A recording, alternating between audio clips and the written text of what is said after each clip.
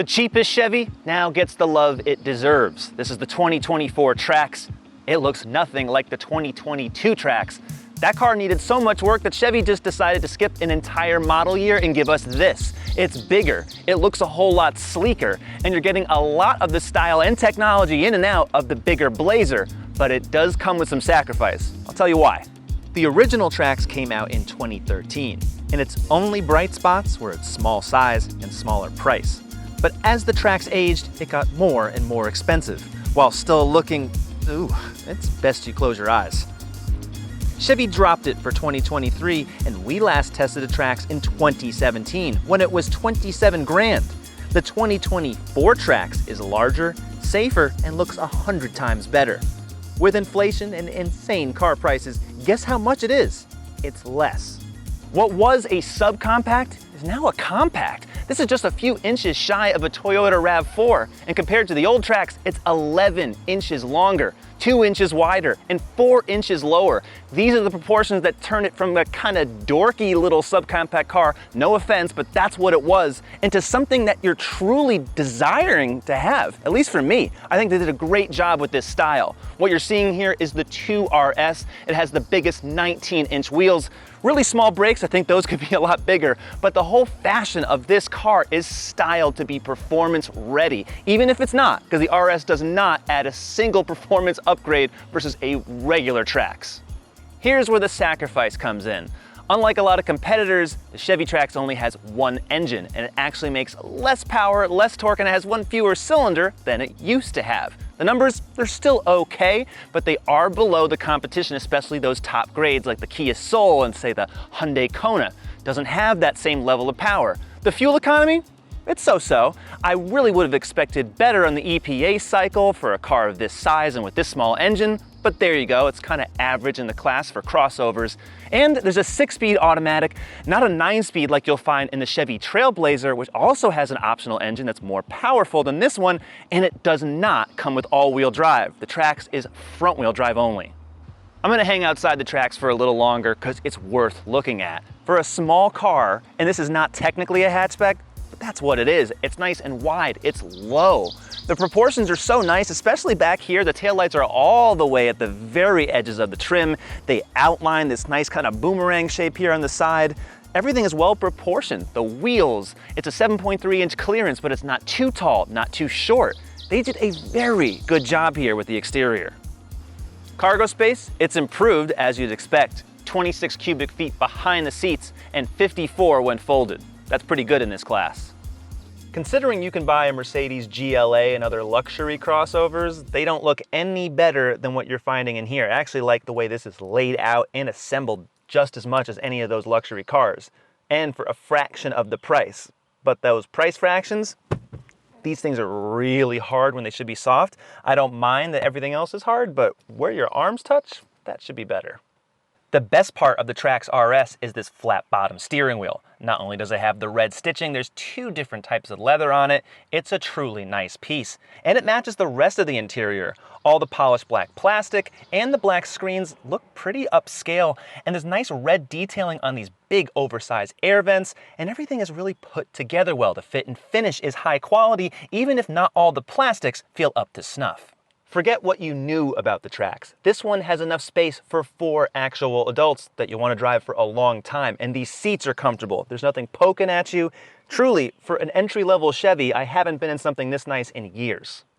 I remember what the Trax used to be like inside. This thing is like palatial in comparison. It truly is. I know Chevy has changed the lineup, so now the Trailblazer is the smallest, but this thing truly, it feels almost as big as a RAV4 and any number of compact SUVs. You get in here, you're not lacking for space. It feels like I'm in the back of an Equinox, but I'm not. This is the Trax, and it has 3 more inches of legroom than ever before. That's a very big difference, especially one that you'll notice against other competitors. But what it doesn't have, no central cup holders, not even a folding armrest, and there's not an option for heated rear seats or a panoramic moonroof. This is the 11-inch touchscreen that is standard on LT trims and above. The baser trims, they get an 8-inch screen. It's still pretty decent. This is high res, it's powered by Google, but it doesn't have all the full functionality of other Chevy systems. For example, there's no nav even on the top trim, but there are wireless Apple CarPlay and Android Auto as standard. Sometimes this software is a little laggy. It's not always working, but it's there. Also, there's a lot of adjustability. You can put different gauges on the main screen. See everything here at a glance.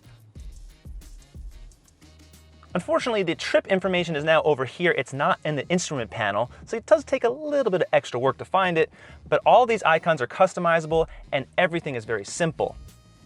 When you go into the settings, you'll find all the collision and detection systems. Quite a lot of things are standard, but you're not gonna get Super Cruise or anything of that nature. Adaptive Cruise and blind spot monitoring are optional. Otherwise, everything else that you see here is standard.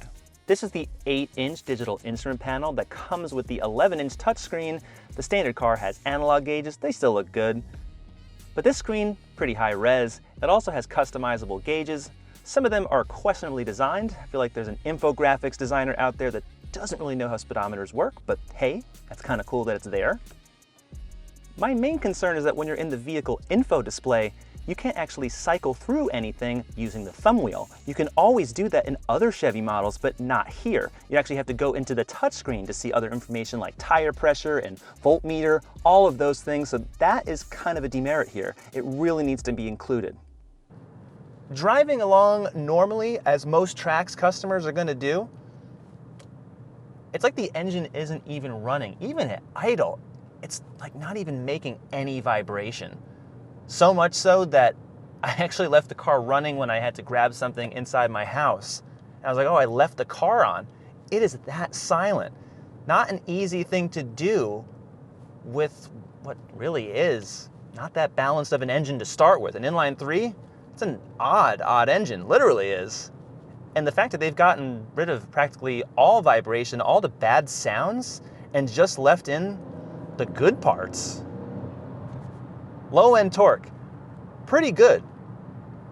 Not as impressive as what you'll find in the 1.3 liter engine, also a 3-cylinder, in the Trailblazer. But even so, the Trax doesn't weigh a whole lot. It's around the 3,000 pound mark, give or take, a few hundred. And these days, especially when you compare that to EVs, this is a lightweight. The thing I don't get though is that this is the RS. And I know the RS in Chevy speak is an appearance package, but darn, you know, I'd really like some paddle shifters. There's none. There's not even a sport mode. There's not even a way to kick the shifter down here into sport. The travel is so long, so by the time you flick this back into L, then I've got to use my thumb to kind of, there we go. Okay, we got a downshift there. By the time you do all that, not even worth it. I really think they could add just a few quick driving modes. It would liven things up. It really would. Every day, the Trax is more than adequate. I just wish that some of the upshifts were a little quicker. It reacts well enough, downshifting. And the issue too is that because it's only a 6-speed automatic, not a 9-speed like in other Chevy models, the fuel economy is not as good as it should be. Even though there's no sport mode, acceleration is pretty good. It's about 45 miles an hour. It's got pretty much everything you need. And when you're up to highway speeds, it's pretty quiet inside here. Think about a small car from 10 years ago and all the sounds you'd be hearing and the sounds you don't want to be hearing, all just coming in. New cars have come such a long way.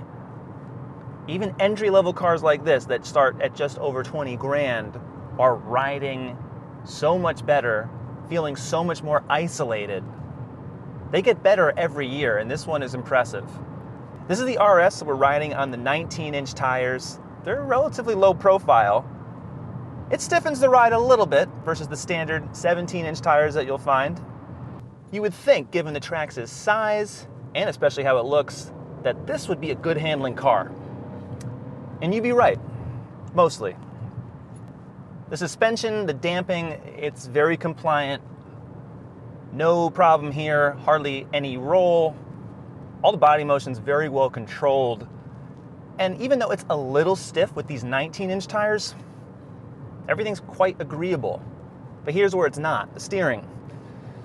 There's hardly any on-center feel, and it is a little sloppy, so that when you're actually kind of turning the wheel more rapidly, you're not really getting the response that you would expect in a smaller car. So as I'm driving the Trax, it makes me feel like I'm in a bigger Chevy. I was in the Equinox. Look at that review. Nice color red. When I was driving that car, the steering and just the handling in general felt better, and that's the bigger car. So the Trax is kind of surprising me with the dynamics here, because the steering kind of takes away from the handling prowess. I know the chassis has it. It's a front-wheel drive car, and no, there's not a whole lot of power that you're dealing with here, but GM knows how to tune a chassis. I say that again and again. But the steering here, oddly enough, is several steps backwards. Still a very enjoyable ride, I gotta say, like no complaints, even under rough surfaces.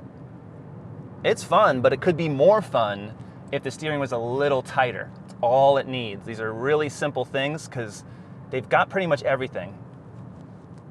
I would say give us the 9-speed automatic transmission, a better steering rack, and just some paddle shifters. You don't even have to give us a sport mode, Chevy. Give us a few of those things, you'll have a much better car in your hands. Braking, and this is a new car, doesn't even have 1,000 miles. Feels pretty good, but these rotors are small, so I would just advise you to take your time. The 2024 Chevrolet Trax starts at $20,400. There's 5 trims. The 2RS that I'm driving, or the Active, they're the most expensive ones. They're $26,540 loaded with destination. That's cheaper than the competition, the Kia Soul, the Hyundai Kona, the Honda HR-V, and the Nissan Kicks. Yet it's missing some features that would make it more competitive and complete. It's also much larger, which is usually a good thing, but it's not a good thing if you want a truly small car. For that, you gotta get a Chevy Trailblazer. Chevy is playing the value card, and I'm glad they are in these days of very inflated new car prices. This one at just over 20, a pretty good deal. Fully loaded at just over 26, also a very good deal. It is lacking a lot of features like all-wheel drive and more horsepower that a lot of the competitors do offer as options. But again, those cars are more expensive. And now the Trax is bigger. What do you think? Is it too large? Because if it is, there's the Trailblazer, there's all other sorts of SUVs and crossovers available from GM, including the Chevy Bolt EUV, which we've also reviewed. So check those reviews out on the CarGurus YouTube channel, subscribe, and we'll see you next time.